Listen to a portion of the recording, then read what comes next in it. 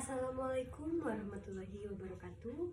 Izin memperkenalkan diri, nama saya Zara Nabiliali dengan NIM P20637024-039. Di sini saya akan membuat video untuk memenuhi tugas ujian praktek mata kuliah Komunikasi Efektif Program Studi D3 Reka Medis Informasi Kesehatan. Selamat menonton, terima kasih. Assalamualaikum warahmatullahi wabarakatuh.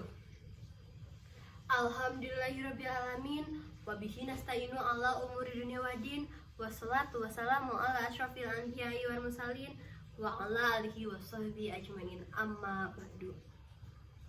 Puji syukur marilah kita panjatkan kehadirat Allah Subhanahu wa taala yang telah memberikan kenikmatan dan juga kesehatan kepada kita, sehingga pada kesempatan kali ini izinkan saya menyampaikan suatu topik, yaitu stunting.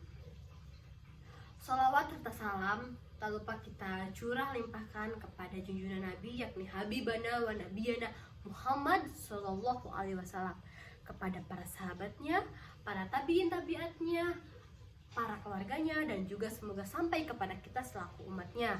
Amin ya Allah ya Rabbal Alamin. Hadirin yang saya hormati, pada kesempatan kali ini saya akan menyampaikan pidato tentang salah satu isu masalah kesehatan yang sangat penting di negeri kita ini, yaitu stunting.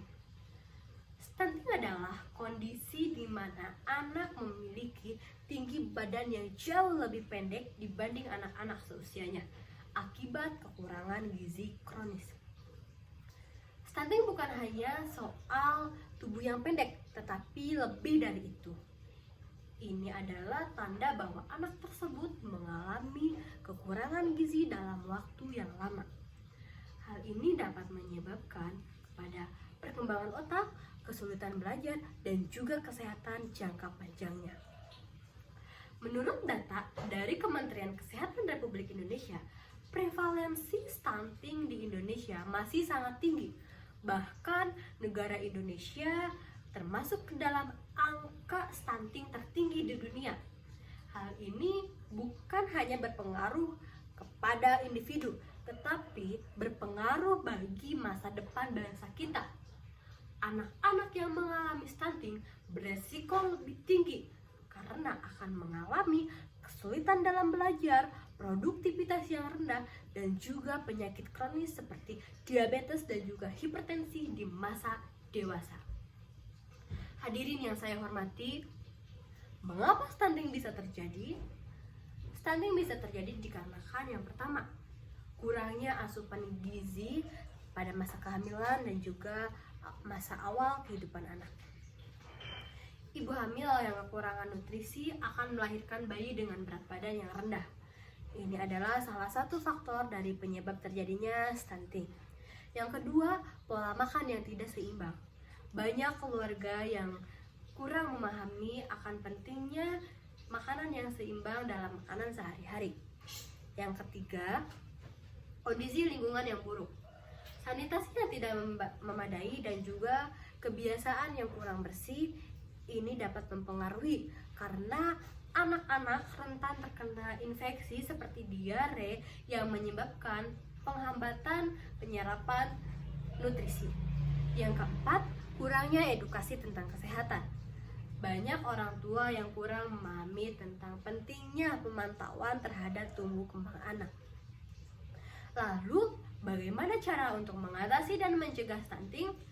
Cara untuk mencegah dan mengatasi stunting diantaranya yang pertama, edukasi pentingnya gizi terhadap ibu hamil dan anak. Ibu hamil harus banyak mengkonsumsi makanan yang bernutrisi, yang kaya akan protein, kalsium, zat besi, dan juga vitamin. Yang kedua, ASI eksklusif selama 6 bulan pertama. ASI mengandung semua kebutuhan yang dibutuhkan oleh bayi supaya tumbuh dengan sehat dan juga kuat. Setelah 6 bulan pertama bayi mendapatkan ASI, lalu bayi tersebut akan membutuhkan makanan pendamping ASI yang bergizi, atau biasa yang kita kenal yaitu MPASI. Yang ketiga, peningkatan terhadap akses pelayanan kesehatan. Pemeriksaan kehamilan rutin, imunisasi, dan juga pemantauan tumbuh kembang anak ini merupakan salah satu pencegahan resiko stunting sejak dini.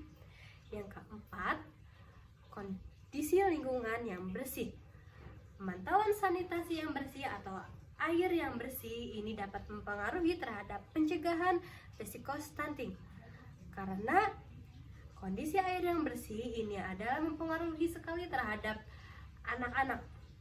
Selain itu, cuci tangan menggunakan sabun sebelum makan dan juga menjaga kebersihan makanan ini tak kalah penting.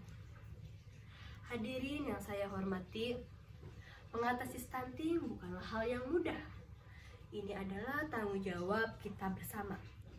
Jika kita bekerja sama, bukan tidak mungkin kita bisa mengurangi kondisi stunting di negeri kita ini dan menciptakan generasi penerus yang lebih sehat, cerdas, dan juga produktif. Mari kita renungkan, generasi penerus ini adalah sebagai generasi masa depan bangsa. Jika mereka tidak dapat asupan nutrisi yang baik, bagaimana mungkin mereka bisa memajukan negara kita ini? Oleh karena itu, mari kita mulai dari hal kecil, dari diri kita sendiri, dari keluarga, dan juga lingkungan sekitar kita. Hadirin sekalian, semoga pidato yang saya sampaikan ini dapat membuka wawasan tentang pentingnya pencegahan stunting. Dengan kita berkomitmen bersama-sama untuk memajukan negara kita ini sebagai negara yang maju dan juga dapat berdaya saing di masa depan. Cukup sekian pidato yang dapat saya sampaikan. Mohon maaf bila ada kesalahan. Terima kasih atas perhatiannya. Wabillahi taufiq wal hidayah. Wassalamualaikum warahmatullahi wabarakatuh.